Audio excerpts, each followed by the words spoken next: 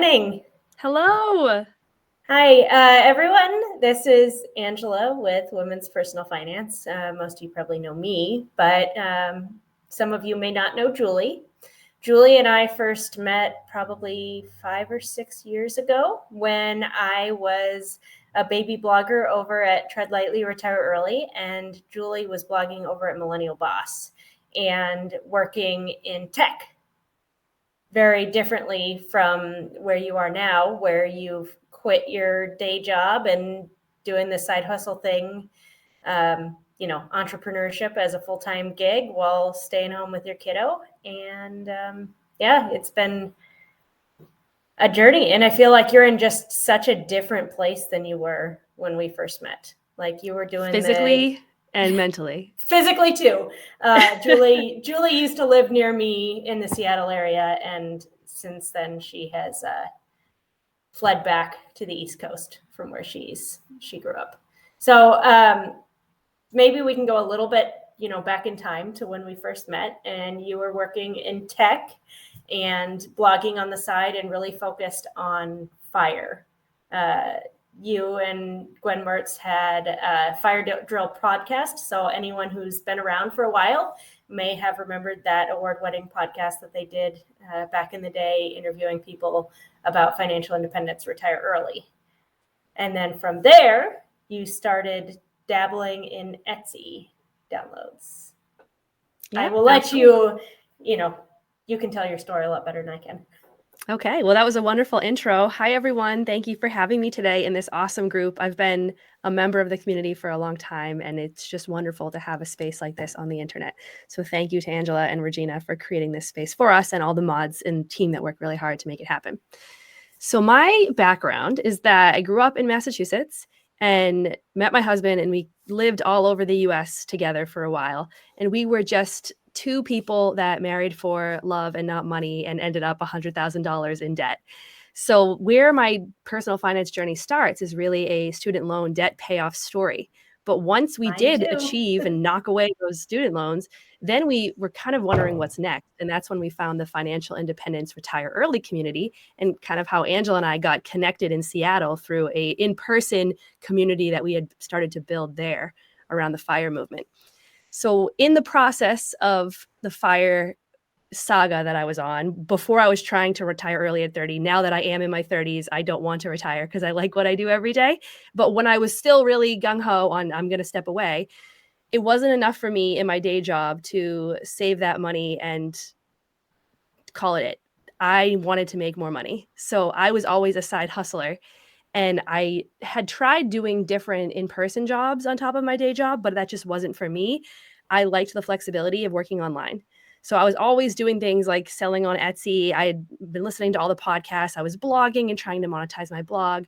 I had a series of digital side hustles that I did on top of working in tech during the day. And I was spending a lot of time on nights and weekends trying to develop that skill set. So now, flash forward to 2023, and I was able to do well enough in my side hustles, my digital side hustles, that it completely replaced, and then it just smashed my day job income, which already had, because I was career hacking in the tech field, I was doing well there, but I had this feeling that I could do better. And at the same time, what was happening with the pandemic, I had my first daughter, and I was supposed to return from maternity leave in March 2020. When there was no childcare and it was just such a disaster. The idea of making my side hustles my full-time job really appealed to me because it was so hard. I would work with my baby in all the meetings, and I'm sure many people that are watching right now also struggled so many ways with balancing that. I have so many pictures of the kiddo like over my shoulder in Zooms in early 2020. Someday we will look back at that, and hopefully, I don't want to say smile, cringe. We'll get through what happened there during that time. But for me, I really put all of my efforts, because I wasn't doing that much, into developing my side hustles further, and it turned into what is Gold City Ventures and this business and job that I love. Yeah. So that, the thing that really stands out to me is the fact that, you had been building this as it had originally been, let's find a way to make a couple $100s a month. Let's dabble in this. And then at the point that life had changed and you needed something different, it was like there as your like alternate path option. Yeah. Where, And that's kind of crazy to me because I spent years and years trying to improve in the tech space, and I was getting my master's online and I was trying to get promoted and do all the things. But you can put just as much effort into learning a new skill that you don't have to go to official school for. And that's what I kind of realized through this process and has been my path out and my path to a more flexible lifestyle. Yeah. So at this point, you work from home. You don't really do a lot on your actual downloads now, right? They're mostly you've organized them, you've set them up, and then they just kind of run and do their own thing at this point. Yep. So where I started with those is that back in 2017, I started my Etsy shop for bachelorette parties. And I had been listening to every podcast under the sun about selling on Etsy and selling on Amazon.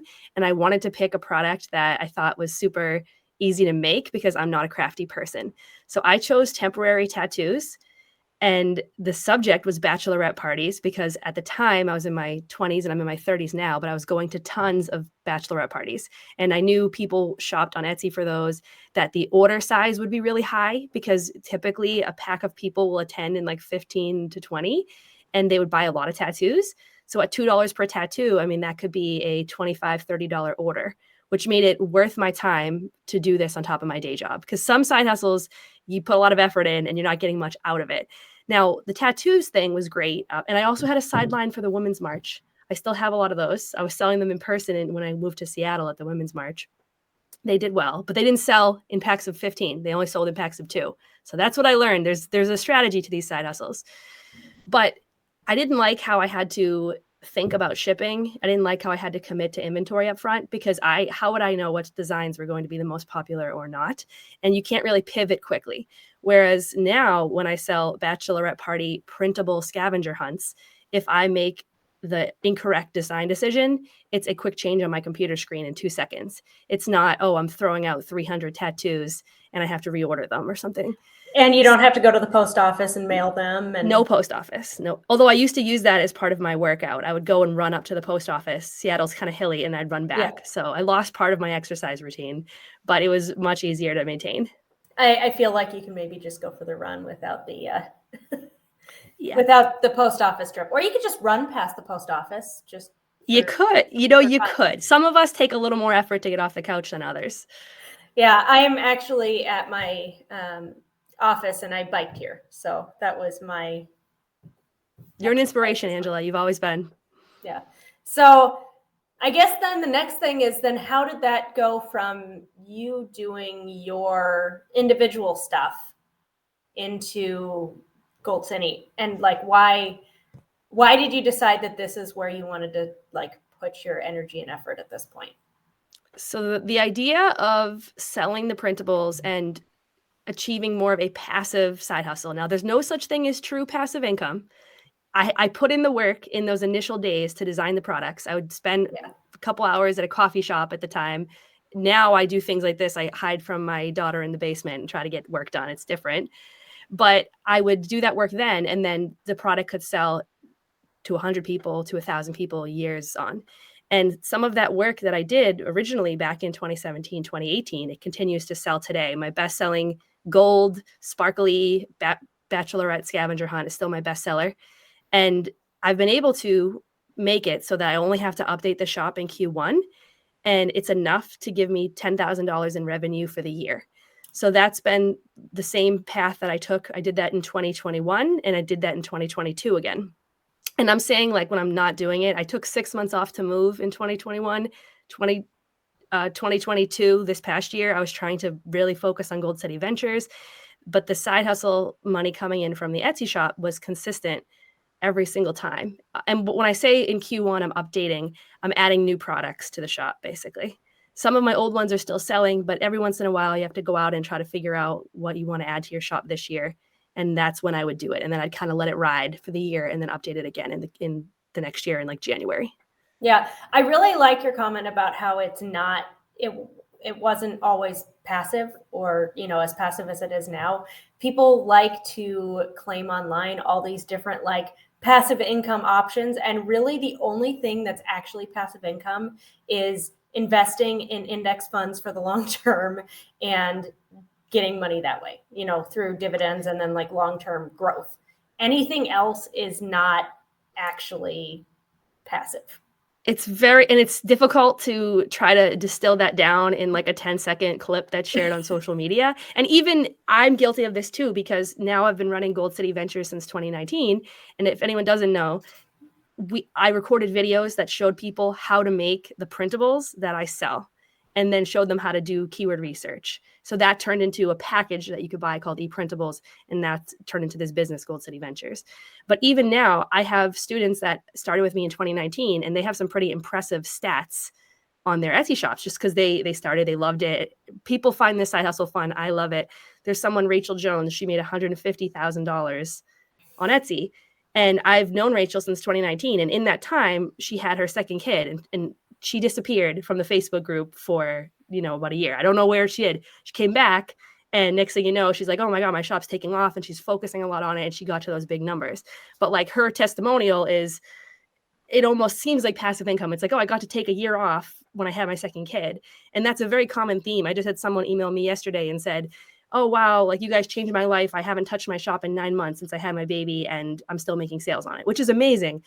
But you read those stories and then you're kind of forgetting about the beginning, where it's like there was time at their computer where they were frustrated because they couldn't figure out how to do this, and, the learning curve. But compared to, let's say that you were walking dogs or doing Rover or something, Uber, that trading your time and you don't get to pick like when you work, and you And don't get it's to front load it. forever. Yeah, you have to do the work to get the money every single Continuously. time. Yeah. Versus you put in the work and then it And runs. it rides until it, it's not going to be good forever. You have, like I said, every year I have to update it in January, but it's not the same as like, no, if you don't get up off the couch, you're getting nothing. Like if you can do the right thing, set it up, understand keywords, it has the potential to be more passive. Now, Yeah. does this happen to everybody? No, but there are people that figure it out and they do well.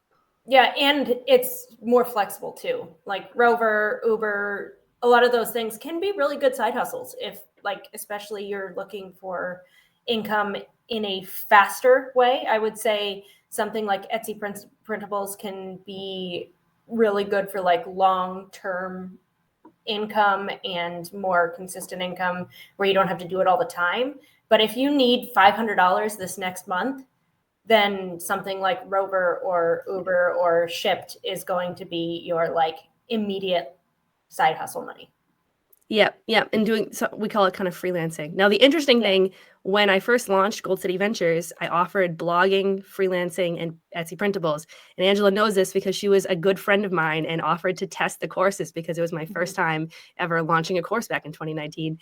And for freelancing, nobody wanted to do it, which I don't blame them, right? Because it's just not very flexible. Whereas like Printables and Etsy, even if it's not something, it's something you have to build upon. It's just the excitement, and it's just creative, and who doesn't love Etsy? It's just more fun to be around. So we actually I tried with the whole freelancing thing because I completely agree with you, but myself included, like I love teaching Etsy. The people love learning about Etsy. It's kind of where the fun is. Yeah.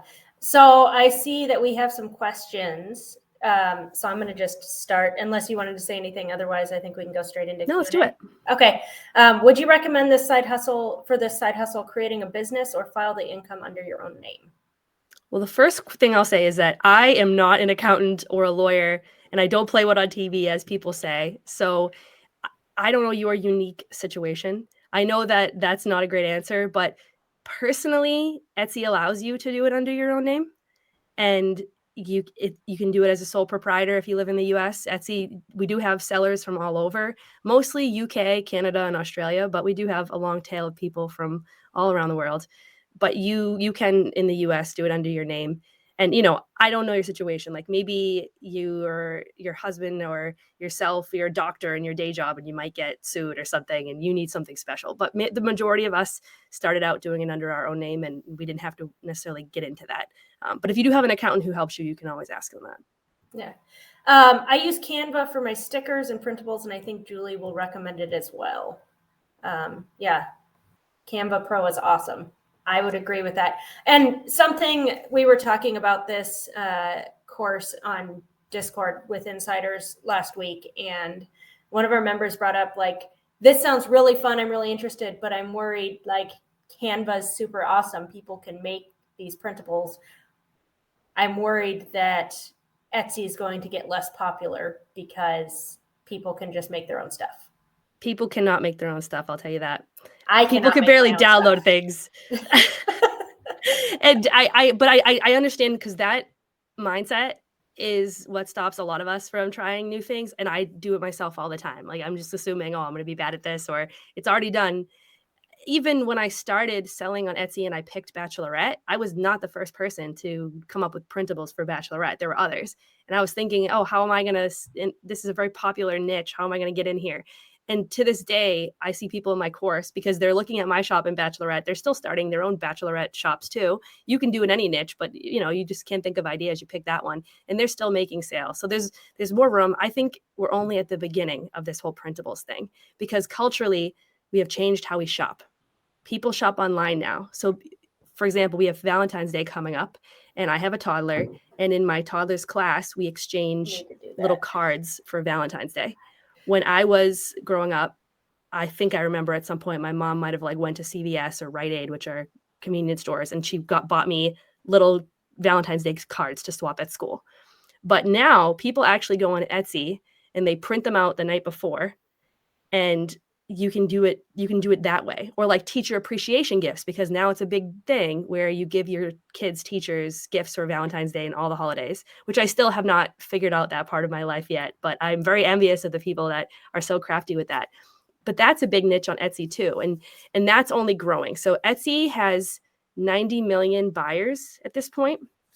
It's getting bigger and bigger. People consider it very different from an Amazon and other marketplaces, because you can get personalized stuff.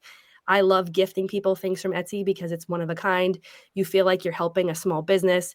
A lot of the people that are selling, you can learn about their stories, and it's just really cool. They're real people. That is appealing, and that's only growing. So I guess it feels like something's very saturated and you're late to it, but that's how everything kind of is. And I mean, we're seeing people that are joining. I'm getting the chance to see a lot of people try to do this at a scale that most people don't see. And I am seeing people do really well sooner. Not everyone, of course, but I'm always pleasantly surprised when someone signs up and then they say, oh, I made a sale already and I've only been here 30 days or something like that.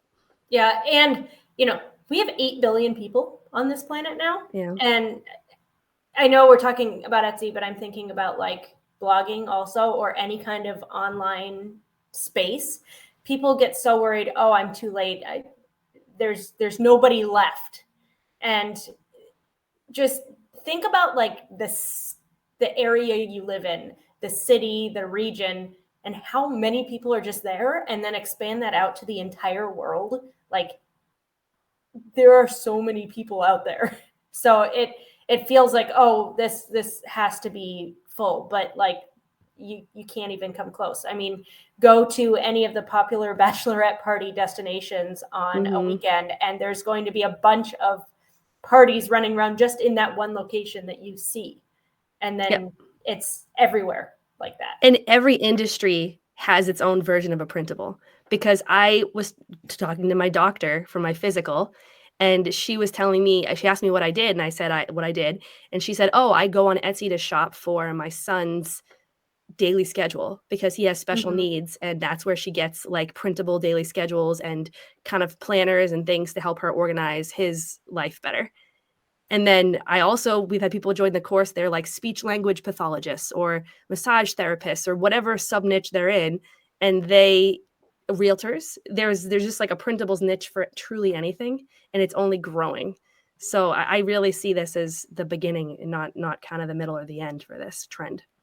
So what do you say to the people who worry that, oh, but anyone can go on Canva and make their thing, so why would they buy your digital download instead? I have no idea how those people have time to go on Canva. I can barely even, it was an arrangement for us to make this time for me to come here, right? So I hear you. Another concern we hear is, oh, people can just screenshot the listing image and print it out. But if you've ever tried to print out a tiny picture and blow it up, it's all blurry and it looks terrible. So it's not like that. Most people, they don't have the tech skills or they don't have the time and they just want to buy stuff, because you could Well, make anything yourself, but you go to the and store, most you of buy them it. are just a couple dollars. So it's Yeah. like if you had to pay $50 for Printables, yeah, maybe you'd try and figure out how to make it yourself. But when you can buy like a bachelorette party pack, how much do you charge? So at my height, I was charging $7 for the scavenger hunt. Now I moved it down to $4. But the key with the pricing, I'll tell you this, you have to find products that you can charge more for. That's how you make a lot of money. Because at the beginning, a lot of people pick printables that are selling for like $2. And if you look on Etsy, you'll see a lot of those. But it's hard to get the volume to make a larger monetary dent in your monthly income. But if you can find products that are like $8 to $12, which is what I've been able to find in all different categories, then you're going to make more money on Etsy than someone selling two. And that's why, me being a data person, and Angela knows because we've been friends, I've been trying to tell her to like do all this bloggy analytics stuff and all that. But I like to apply that strategy to Etsy because it makes it easier to find what those high price products are. And then when you ultimately spend the time on it, you're giving yourself the best chance to do this as a side hustle. Now, if I spent an hour making a product and it didn't sell, I still think this is fun. It's not a waste of my time, but how much more fun is it if that could turn into like $500 in income the next month for that time? So I like to give people the data and the tools so that they're, at least before they even sit down and turn on Canva, they're going to get themselves in the best situation to pick something good that has the highest potential to sell. Yeah, well, and I think that's a big thing about like what you've been able to do with Gold City and teaching people how to do this stuff is a lot of people can make really great printables, but kind of like blogging or podcasting or YouTube or anything, like you can have really great content and no one sees it. Yeah. I think there's this perception of people who are not like terminally online creators that you make great content and then people show up. It is not a you build it and they will come sort of thing. The internet in 2023 is very much like you have to have a good product, but then you also have to be able to get it in front of people so they can see it. That's not so beautifully said. And in our space, people say, well, I'm not a graphic designer. And if you look at my shop, the Swag Elephant, and Cody, my business partner's shop, we are regular people that do not pretend to be graphic designers at all. So you'll be like, oh, this doesn't look like what I would expect, right? This doesn't look like a wedding invitation or something where everything is so perfectly laid out. And the key is those graphic designers, if you are a graphic designer, just learn the tech and you'll be good to go. But for the most of us, we can actually kind of outcompete some of the people that have this more professional skill set because we are finding products that they wouldn't even think to make. We are applying the right keywords so they get found in the search results. We're making sure that we show the right listing images and what we showcase the product properly that they might not even think of. So even though their product looks so much better, it's not getting found. It's not closing the customer. There's so many different pieces to it that make it so that that's not the most important part, which is good for newbies like us to design. Well, and also like if your kid is really into dragons and you want to be able to find dragon Valentine's Day cards for them to gift to their friends at school, Yeah. then you have to be able to search like dragon Valentine printables. And even if somebody has made like a gorgeous one, like, absolutely spent all this time, if it doesn't show up on the keyword search until like page 15, most people aren't going to see it. Yep. Or if they didn't even think to do that in the first place. Because I know for my daughter, not a printable, but she wanted a pink dragon bracelet, headband, and necklace. And I knew I'm going to get this on Etsy, but it was so hard for me because the dragon options on Etsy were like either the adult dragon options, where it's more for like people that are our age that they're into dragons and they just want to buy their own dragon gear. Or for kids, it was like, it was cutesy dragons. She wanted kind of like a scarier dragon that was pink. But the reason I'm telling you this is because when you are someone that approaches starting an e-commerce business from the perspective of like, well, what does the buyer want? And how do I find trends? If I could see as a seller that 500 people searched every month for pink dragon necklace, then that would tell me, oh, I should make a pink dragon necklace. But like most people, they're just making what they think of, and they're not actually doing that kind of keyword research approach to it. And they're not, while they're doing well, it's more like gambling. Like, is someone going to find it? Is it going to be popular or not? Whereas you can put yourself in a better chance of winning if you do this. Yeah. So another question, how do you protect your creative work? Do you copyright designs? So here's the thing. A lot of people want to watermark, and this is another thing that stops people from kind of getting started because they're so concerned about things getting stolen. And the reality is, in any business, it could happen. I've seen a lot of people start these businesses. It's I can't say it's never not happened before, but it's not super common that someone rips off all your designs. It's not a reason that you shouldn't get started on it, and there's steps that you can take if someone actually does do that. And that's the same in any business. I mean, with blogging, Angela and I will see people that try to take whole blog posts and republish them, or copy your entire. Some people try to copy Gold City Ventures, and they'll download entire modules and stick them somewhere, and we have to deal with that. That's going to happen anytime you run a business. It's very rare. It doesn't happen to everybody, but there's steps you can take if they do. But we don't recommend watermarking your listing images, because then you have nothing to protect, because you're not making sales, because the buyer has no idea what's in the actual printable. So first, I would worry about making a business that makes so much money that you're really like, there's a huge risk if it got messed up. And then you can take steps of protecting it legally, and you'll be able to afford all those steps at that time. But kind of starting at the beginning with that, it can be a little bit backwards and can get really expensive and kind of unnecessary, because you don't know, you're still learning like what's going to sell, what's not. You're still attracting customers to your shop. That can be a lot of extra work that's distracting from like what the real meat is that's going to help you. Well, and you have to get popular and do well before people are even going to bother trying to steal your stuff. Like, yeah. When I was a baby blogger, when Women's Personal Finance was 10,000 people, like nobody was trying to steal my stuff. Recently, people have been alerting us that there are like copycat like Facebook groups out there for women's personal finance. And it's like, yeah, okay, they have a couple hundred people. Maybe they're going to try and grab a few people. But if your content is great, like people are going to not go for the like cheap knockoffs. Yeah. And usually like for the people that are doing the shortcuts, there's a reason, because they couldn't figure out how to do the right things themselves. So something else is messed up about it. Like there's a weird listing description, or the pictures are kind of jumbled, or, they don't execute what you did well. And they're never really going to take off. It's super annoying though. And I mean, when it happens to me, I get very mad about it, like anyone else. Right. But over time, you just kind of see all those things. And I don't think it's something that should stop you. Are there any issues with using Canva graphics for personal gain product sales? Yes, there are. This is the bingo question. So when you're using Canva, again, I am not a lawyer, but we highly recommend that you stick to the free graphics only. And that can feel like it stinks, because anyone that uses Canva, they got thousands and thousands of graphics. They have tons of free, but the pro ones are kind of cool. And by graphics, I mean like the clip art, the elements, etc., fonts.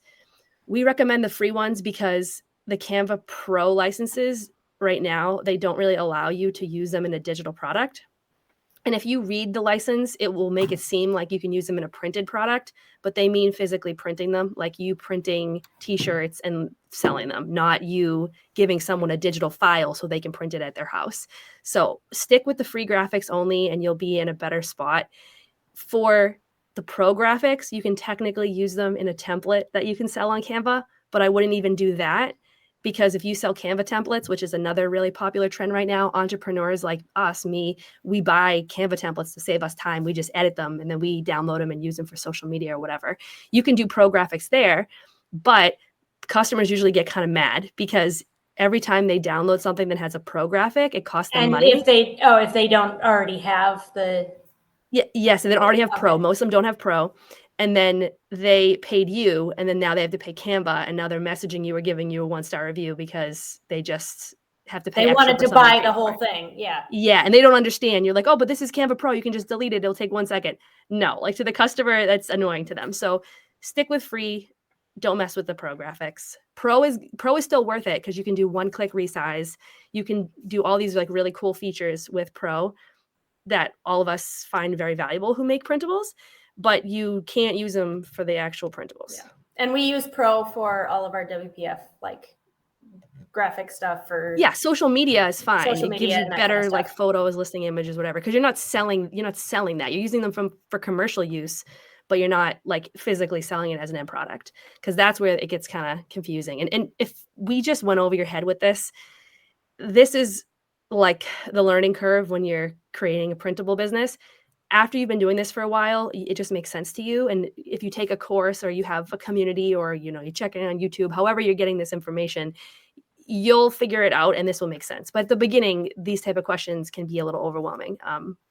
Similarly, don't do Harry Potter or Disney while we're in this conversation. Just stay away from trademark things. You'll be like, oh, I see so many people selling Disney so on much Etsy. stuff. Why Yeah. can't I?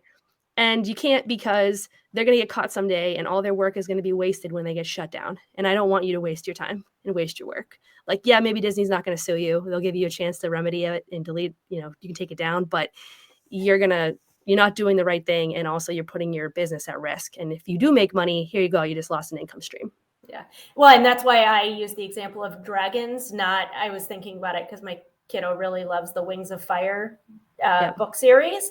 And so I was thinking, oh, dragons, but I wouldn't look for a Wings of Fire digital download because I'm sure I could probably find them, but they are generally not related to the copyright. And I personally, do I feel like big business is always great? No, but I also think that if we're going to expect people to respect our work and our creativity, I think that the copyright line is one that you should not cross, even if you didn't get taken down for it. That's beyond your, I guess, soapbox. ethically it's wrong, legally it's wrong, and then beyond your personal, risk. It's a risk to you in that you're going to waste all your time. Yeah. So another thing I just want to bring up, because you're talking about how this stuff might feel over your head or we're getting a little bit in the weeds. This is where the full Gold City course. So for those of you who haven't watched it, we did share a 60-minute workshop video that's free to give you a sense of what Gold City looks like. But the full course goes into depth about step-by-step how to go through the process and how to protect yourself and how to, do the whole Etsy digital downloads thing. I was talking to a friend the other day who's in WPF and also a personal real life friend. And she was debating whether or not she wanted to sign up for the full workshop. And she's like, I really want to do it, but I'm not sure. What are your thoughts? And for me, what I told her was, if her goal first was she wants a side hustle that makes money, is the priority over just an online outlet to do fun, creative stuff. Mm-hmm. So I would say that's, checkbox number one. Is your goal to create yourself an income stream? And I think Gold City is the type of thing you want to take if you are seriously looking for long-term regular income. And number two is you have to commit to yourself that you're actually going to do the thing, that this isn't the ADHD fixation of the new fun thing that you're going to spend a few hours watching the course and get really excited and make a couple printables and then forget about it for a year. So this is really a course that is fabulous. There's a ton of information here. It will set you up for success, but you also have to come and be ready to put in the upfront work and do it justice. I will say too, you mentioned ADHD. If you have ADHD, that is the hot niche of 2022 and 23. So I do research that looks at shops and which ones kind of started in a certain year and blew up. And there are all these shops from people that have ADHD, and a lot of people are getting diagnosed now in their 30s and 40s. They had no idea that they had it, and they're looking for resources. And a lot of them are like printables, and they're taking resources that they're already using themselves, making them a little better and posting them on Etsy. So I just think it's funny you mentioned that, because that's such a big one this year. But yeah, I feel like everybody I know online has been either already or is in the process of being diagnosed recently. It's an absolute thing. So that's where, with like when we say what type of printables to make, if you don't have something in your heart or you're not in a line of work that it makes sense, pick the next upcoming holiday or pick something that you see trending in the wild. So you're seeing a lot of ADHD stuff. Mental health was really big in the last couple of years too. Back in the Can't imagine pandemic, why. yeah, there were things in the pandemic, like remember when the virtual Zoom background was a thing? Like people wanted custom Zoom backgrounds. Like if you can kind of see and think, oh, well, people really want these. This is like a thing, whether it's on Pinterest or talking to friends or Facebook or whatever.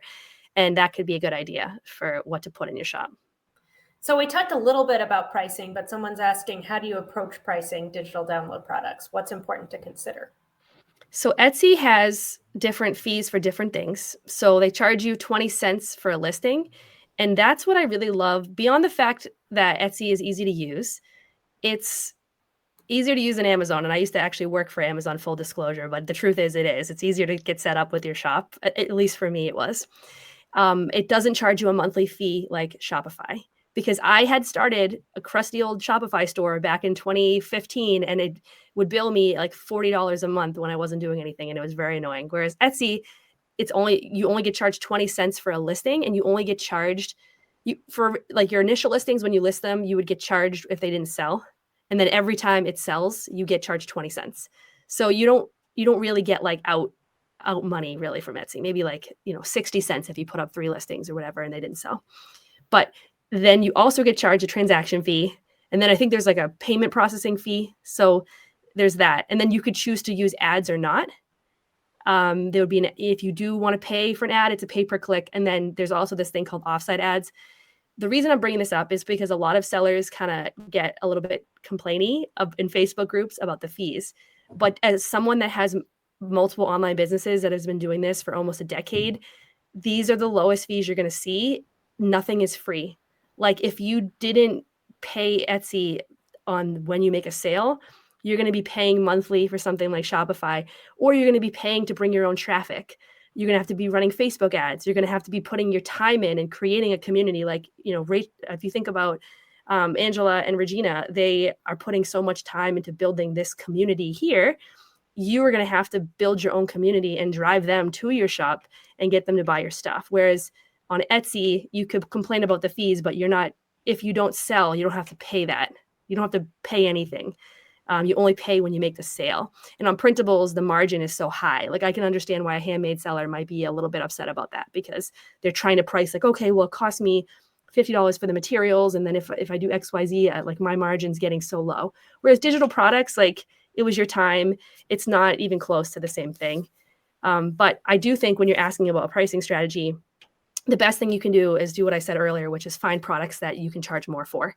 So and if you search printable, you're not going to see them, but you have to kind of know some of the ways, some of the strategies of how to find those. But they're out there, and there's more than enough for everyone. There's products that are undiscovered that you can charge, $12. I've seen some crazy ones like $75 bundles. I'm like, wow, this is kind of nuts. But you can find those, and that's the best way to handle it. So someone else said that they made their son's chore chart, but thought about making it for other people, but mine was highly customized. And what you put there, actually, the other people might want. That's the thing. Because I wasn't a huge printable person before I got into this. I didn't even have a printer. I was kind of that millennial without a printer. And I tend to make things that I don't personally use myself.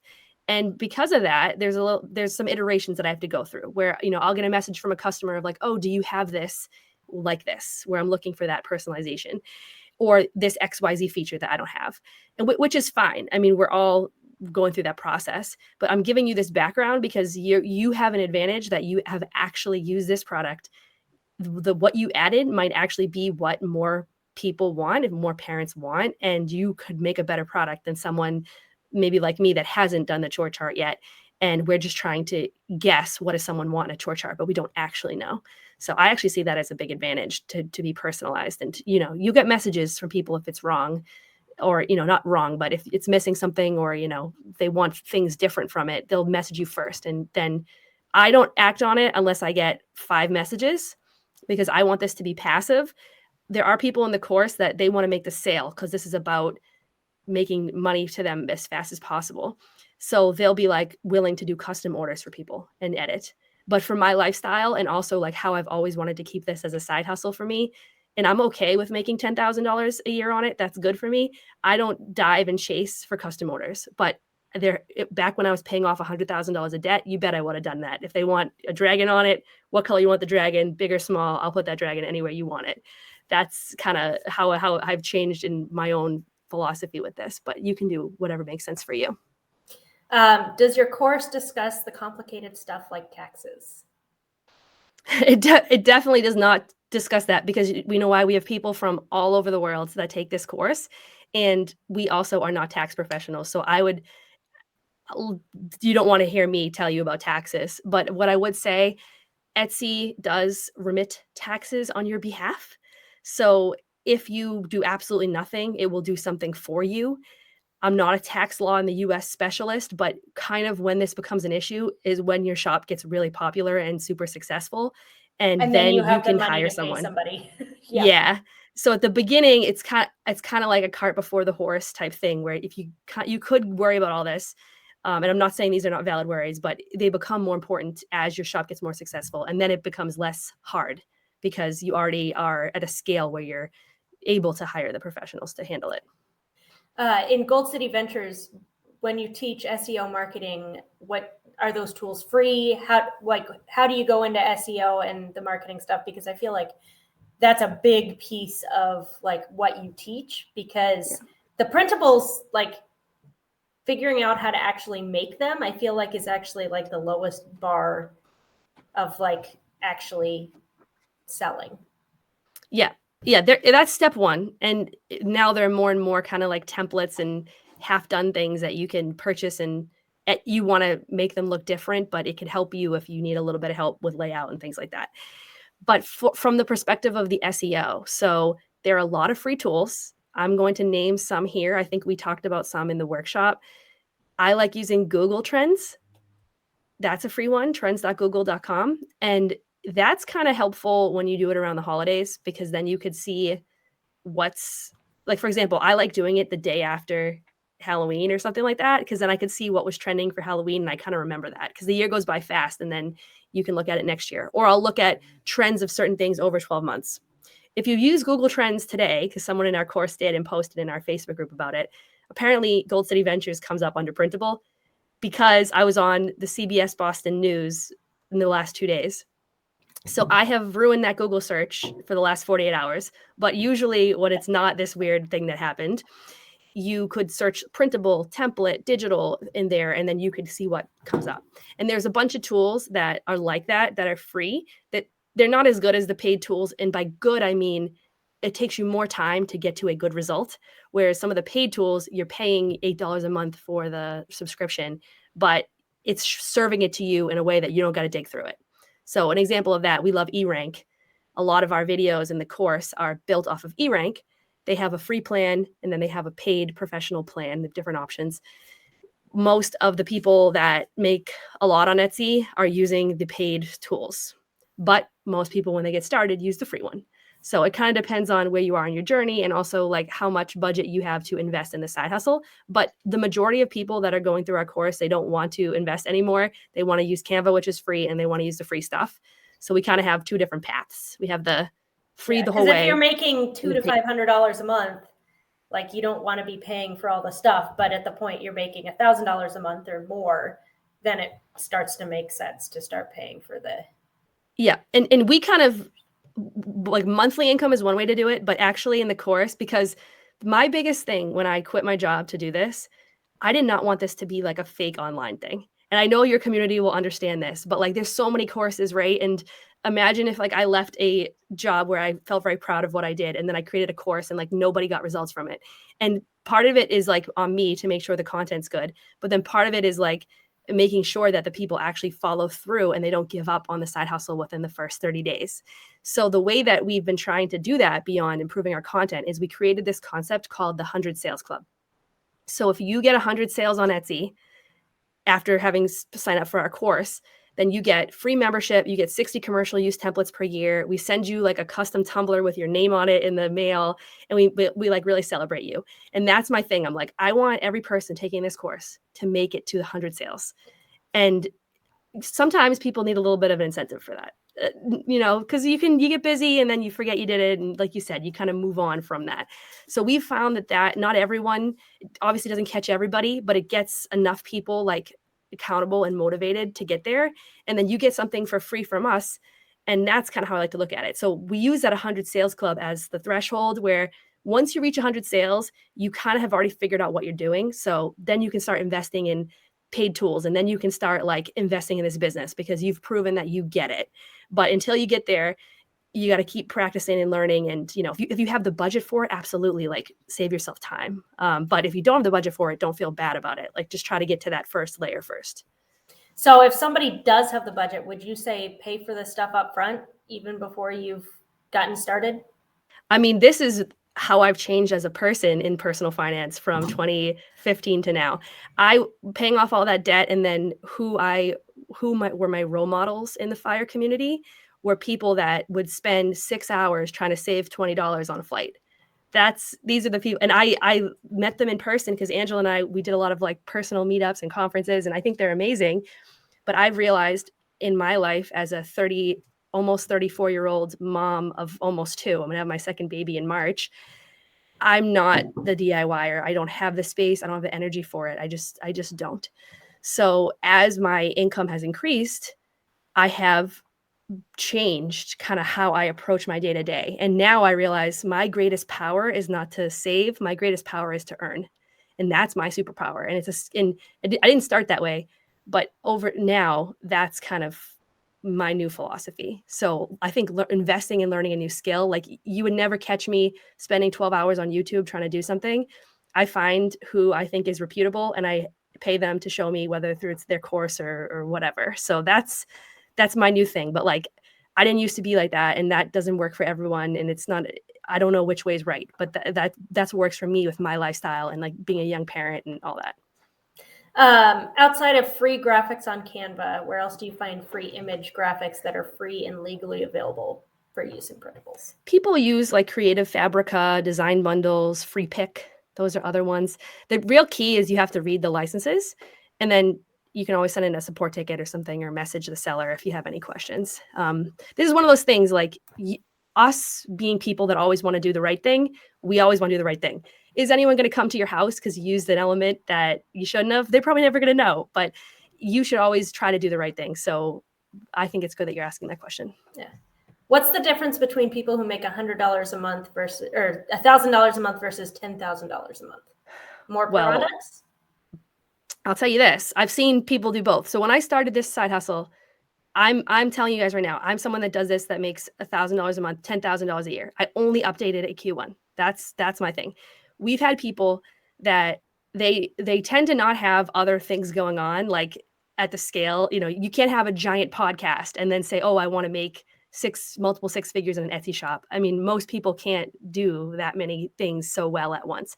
But for people that say, hey, I love this, how do I scale down on it more? They're spending a little more time than I'm saying that I'm spending. So they're spending like consistently, I would say probably 15 hours a week, getting to the point of wanting to do this full time. So like Rachel Jimenez is her actual name. She might even be in this group. She told me that she was spending like 15 hours a week, 15 to 20 hours a week to get to the point of $150,000 a year in revenue on Etsy.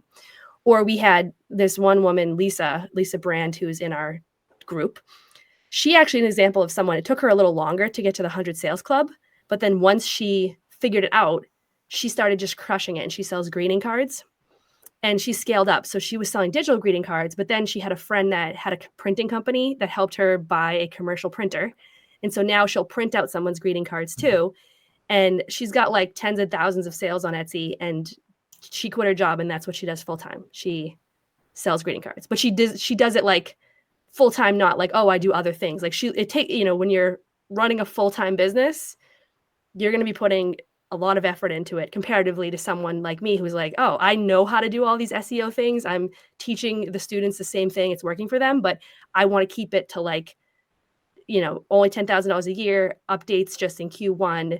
I want to be able to take time off to have my kids, because I'm in kind of that have kids phase of my life, where unfortunately, like, would I love to have a multiple six-figure Etsy shop? Yeah, I would. I know how to do it, but I can't. And that's my biggest Like struggle. you need to sleep at night and actually see your kids and your husband. And yes. And like I struggle so much with that. Like I don't turn it off and I have high expectations on myself and like I already struggle with it. So my biggest struggle has been like accepting that I can't do all the things and being realistic. So, I totally relate to your question though. But yeah, I mean they're not like it's not magic. They're putting in more time and effort than someone that's making less. But I think it's easier to kind of see the path from 1,000 to 10,000. That first 1,000 is the hardest part. That's the hardest part for people. I would say that's true for like any kind of like online content. Yeah. At all. It's when you're starting out, just, the first $100 you make online through your own like side hustling stuff is like magic. Yeah. Like $0 to $100 is harder than 100 to 1,000, and it's harder than 1,000 to 10,000 would be my perspective. Yeah, and it feels different. Like It I was does. working for other people and making way more, and I made $2 from my blog, and my husband and I like freaked out. We went out to like a really expensive burger company, and this is when I lived in California, and the burgers were like $20 a burger, and we spent like $100 celebrating my $2 sale. It was just the dumbest thing, but it feels so different. And then even now, like I think about when I used to work in corporate America, and I felt very stable then, but then I actually feel more stable now because I feel like no matter what happens to me, and as long as it's not something that's like going to affect my ability to work, I know how to start a business. I know how to make money. I know how to like do this. And whether it's, buying a laundromat or starting a pizza shop or a t-shirt company or it's selling on Etsy, I don't want to say it's all the same thing, but it's all very similar. So that's what I love about like something micro little like selling on Etsy. It's not that hard compared to like starting a blog or something that's more complicated to figure out how to run a business and make money. You're going to be able to get a customer to buy something from you and make money sooner than if you tried to monetize a blog or something more complicated. And then you can take that and you can apply it to any other business. Like, how do I research customer demand? How do I do customer service? How do I change product strategy or whatever? Like it's all the same thing in every business, but different subject matter. Yeah. So I'm going to have one more question, then we can talk a little bit, and because we're getting close to the end of the hour. One final question: can you have multiple Etsy shops if you wanted to sell different types of products? I already have one catering to a specific type of people. You can. You can start multiple shops. You can log into them all in the app and switch between them. As long as Etsy requires that you disclose that you are the same person in the multiple shops. Some people don't do that, but I think you should follow their Etsy seller handbook rules. So you should say that. But it depends. What I would say is it depends on kind of your situation and how far along you are. Because I often see someone brand new come into the course in my group and say, oh, I have 2 ideas. I'm going to make 2 separate shops. And that's like doubling your work. And you don't know which one of those ideas is going to take off. Sometimes there's surprises. Like I mentioned, even with my business, Gold City Ventures, we offered freelancing and blogging and Etsy. And then Etsy has been the thing. But we kind of like gave ourselves too much work by trying to prong it into 3 things. Whereas, if you find ways and commonalities to do it all in under one shop, you can use sections. I think that might be faster for you.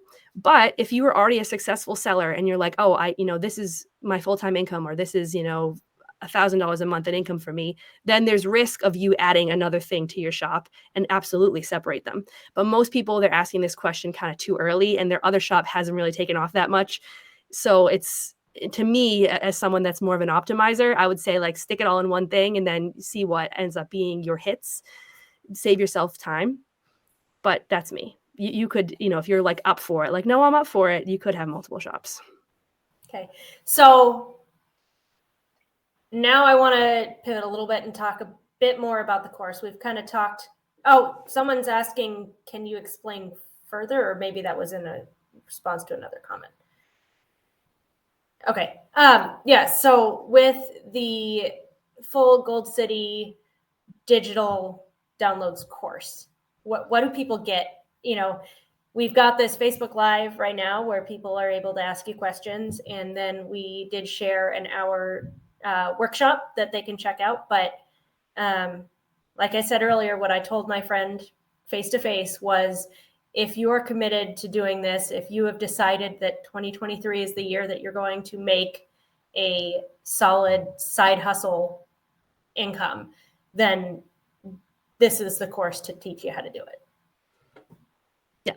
And I have spent so much time and years trying to fulfill on that promise for people. Because I'm telling you, like, I didn't quit my job just to let people not achieve the result that they wanted when they bought it, right? Like, we're trying to create the bumper tracks, like if you go bowling, so that we're trying to help you get to that 100 sales club, and we're always constantly improving on that. So this is what you get when you join the Eprintables course. You get access to a video-based course in what's called Teachable, where a bunch of people have courses. And it's myself and my business partner, Cody, who also is from the financial independence community too.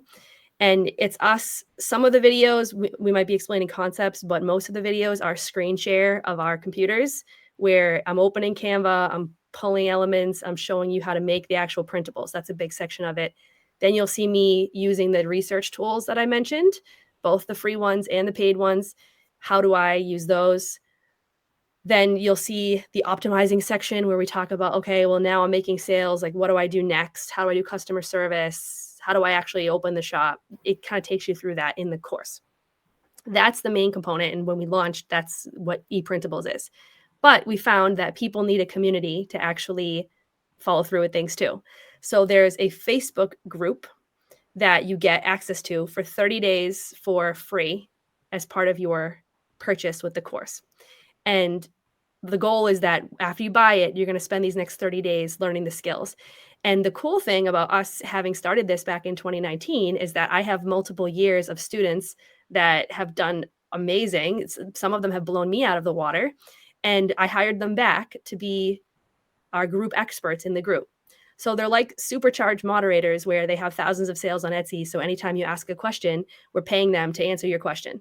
And you'll know who they are because they'll say group expert, and then also we'll explain, like Kevin Jones, Jenny Marshall, Sasha Hutchinson. These are the names that you'll see, but they're Etsy sellers like me, and they have the same philosophy on it because they came in through our program, and they're there to help you.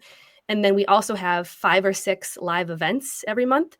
So in those 30 days, you could attend live, and then you can do what we're doing here, where you can ask. Cody and I will do one. We have our other coaches that they have tons of sales. I promise you're going to love them too. You'll find, and also everyone has their own vibe. Like Jenny, for example, she sells manifestation rituals, and she's into like the witch talk kind of spiritual thing, which is huge. And she's into my mindset a lot more than me. I do talk about mindset, but like that was kind of a struggle that she had. So her approach to kind of coaching you is going to be inclusive of that. But anyways, you're going to get access to these people. We have a graphic designer.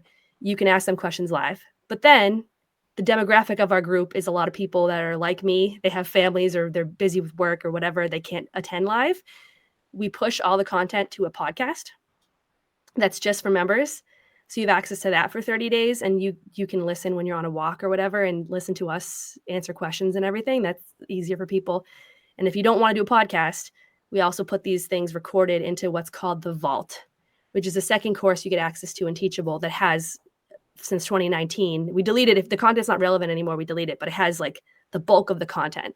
So if you already sell on Etsy and you like, oh, I want to skip halfway through the course, you can just go straight to the Vault, or you can use the Vault as supplemental, et cetera, and you can get more information. So you have access to that for 30 days. And then if you want to stay beyond the 30 days, then you can pay $29 a month to stay. And really that supports the like 12 different people we have that run this membership. And we're definitely going to pay them, because I don't want to bring in coaches that don't have many sales on Etsy. So if you're hiring someone that is got, 15,000 sales on Etsy, you pay them appropriately for that information. So it kind of all like runs together, and we build you templates, and it's a whole thing. Now, once you reach 100 sales on Etsy, you don't have to pay anymore. Or if you're like, I don't want to pay, I just want to do 30 days, you can just cancel it in 30 days and, do your own thing. That's fine with us. You can pick your own path, but we hope, the way that people do really well is we'll see them like get in, they'll stay for like 3 months, and then they'll reach 100 sales, and then they can stay forever and be part of our community forever. We're trying to like get you to reach 100 sales, because then you're going to be good on your own. So that's the course. I do also want to say, because this is WPF, and for those of you who maybe haven't seen yet, we also launched Woven, which is our off Facebook large community.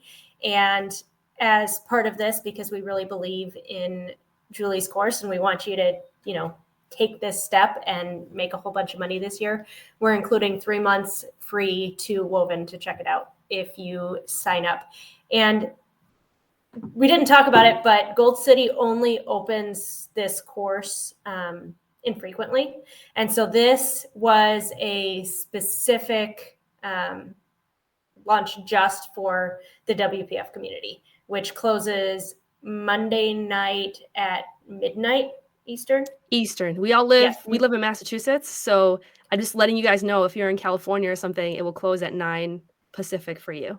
And then by close, I mean like you'll click the button and try to buy it, and it's not going to happen. You can get on the wait list for when they open it sometime down in the future. Mm-hmm.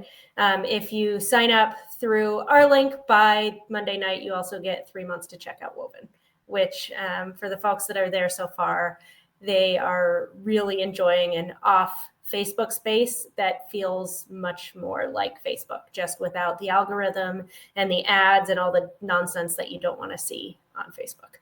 And then before we hop off, somebody was asking, does the VIP cost after you reach the 100 sales? Sorry, I'm a little confused.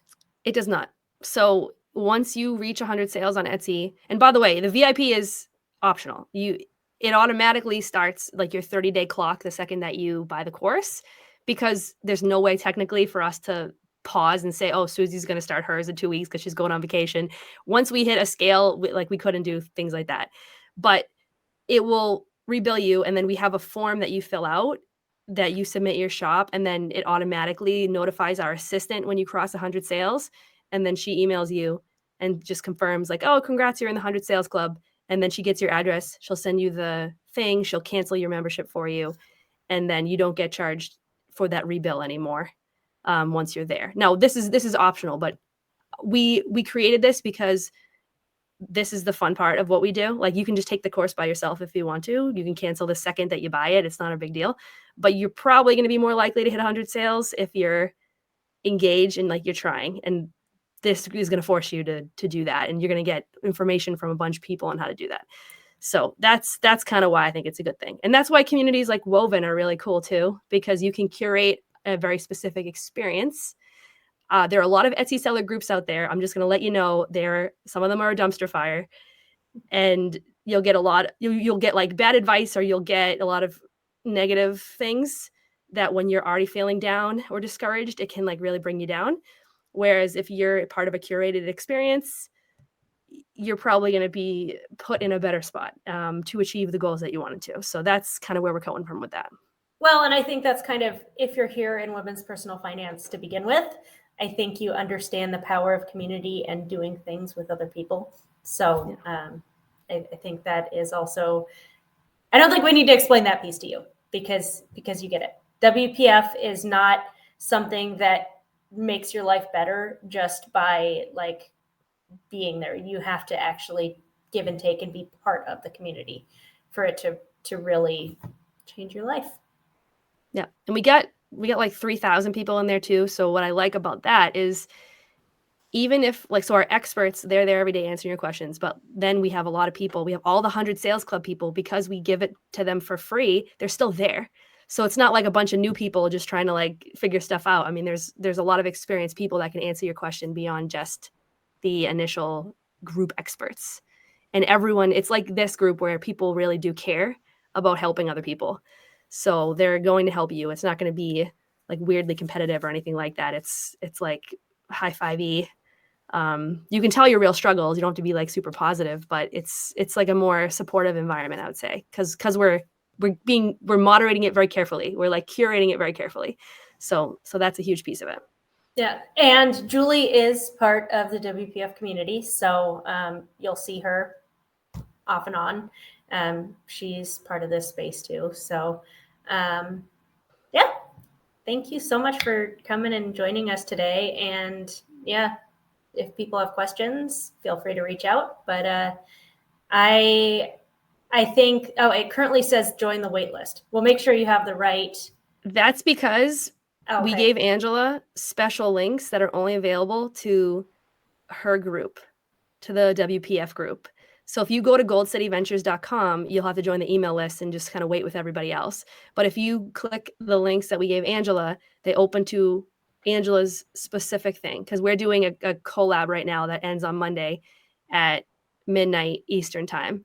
So I know that can be confusing. And sometimes, like, if you Google Gold City Ventures review, you'll see a million different reviews because we've had so many students at this point, which is worth it.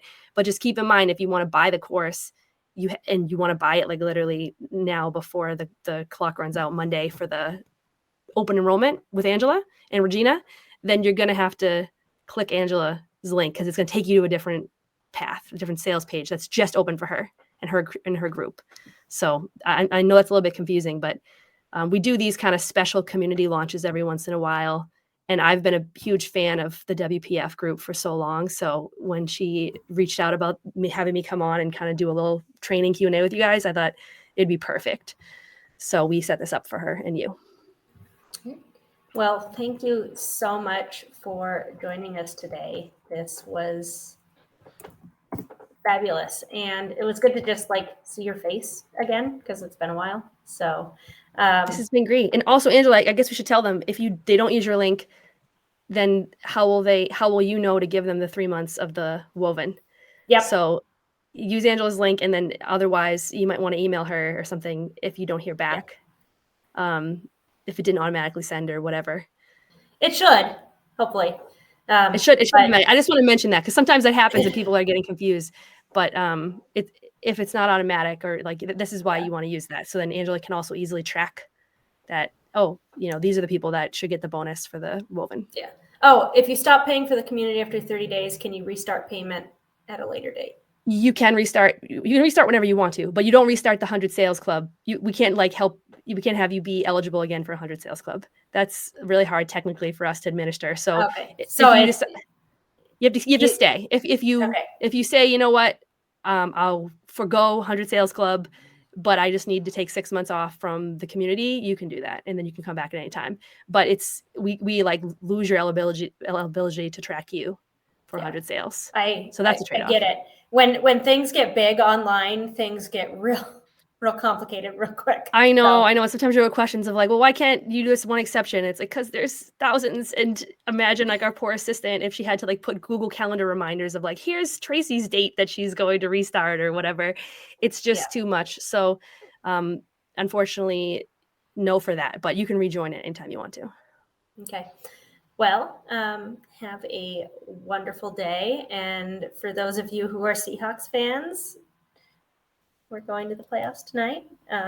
Sorry if you're 49ers, you can just go F off or something. Watch the Seahawks. I think, Angela, they might need another link. They said they can't find their links. Okay. I will drop it in the comments here. And then if you also go to the event page on Facebook, the right links are there as well. Or if you're on your email list, right? Because I know you said you emailed it out too. Yeah. So some people said they didn't get it. So check your junk and spam folders, because we sent out a couple emails giving people heads up on this. So, but always email us if you've got questions and can't figure something out. I'm not the tech person. That will probably be a Regina thing, who, if you're watching this or you were in the comments, you'll see that Regina's here. She just lives somewhere where we're still trying to get her internet good enough to have her look great on a video.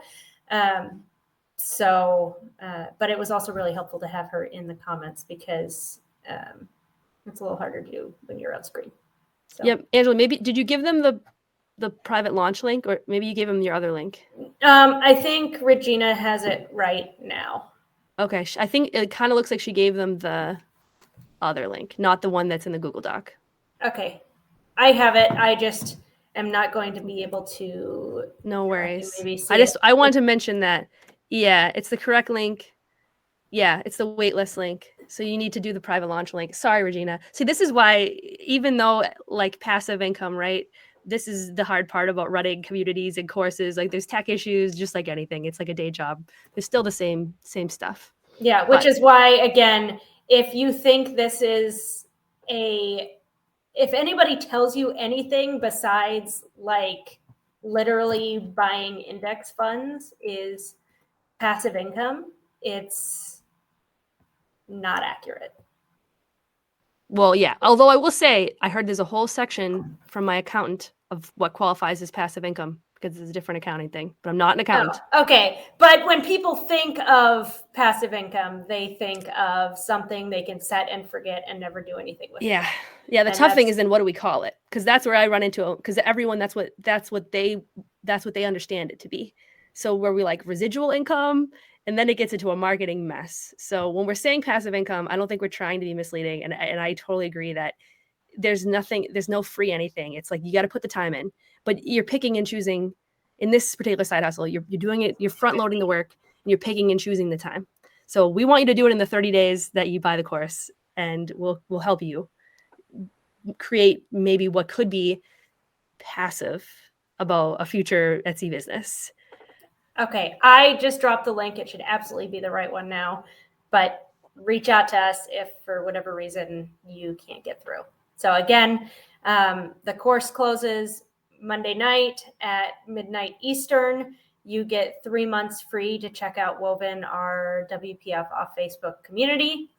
And yeah, if 2023 is the year that you want to have an income outside of your day job, or if you are a stay-at-home parent, something that you can do if you're home with kids, if you're home on disability, it's a much more flexible way to make income than a lot of things. And we're headed into a recession, and jobs are every day now we're seeing people post in WPF being like, my job was eliminated. And while up front you're not going to have an income that covers your day job, there is something really comforting and freeing about having any kind of like additional income stream, especially when like things are kind of rocky and unstable as far as like the overall economy. And the skill set of how to make a business. Because I was even talking to my best friend that she also tested the course back to years ago when I did this, but she wanted to run a bake sale at our local community. And I was kind of taking it to the next level because she was like, oh, should I sell brownies or cookies? And I was like, well, why don't we go search and see like what the search volume is for people that are looking for brownie. And I was approaching it kind of from that data-driven way, but I'm joking about this, but even if Etsy is not the thing that's going to help you through a recession and replace your day job, I promise you, like the things that you're going to learn, the skills that you're going to learn about demand and the market, and you're going to learn it in a very like niche way that is easy to understand, then you can blow this up and you can turn it into whatever. And you can have these conversations if you ever got to a point where you're like, oh, I need to start a business because I have a disability I'm working through, or it doesn't work with my life, family situation, or whatever. You're going to have a little bit more of a tool skill set than somebody that never did this in their whole life. And suddenly they're in a situation where they're like, I have to run a business, and they don't know how. They don't know how to do marketing. They don't know how to find customers. They have no idea how to assess the market. It's the same. It's all the same thing, just applied differently. So that's what I like about it. I'm like, oh, I feel like I'm helping people learn this skill set that might end up being something bigger for them in the future. And that's fun. Yeah. All right. Well, have a wonderful weekend. And anyone who has questions, feel free to reach out. Otherwise, thanks for being part of the WPF community. We are a community, and so the reason why we exist and the way we do is because of all of you. Thank you all for having me here. This is awesome.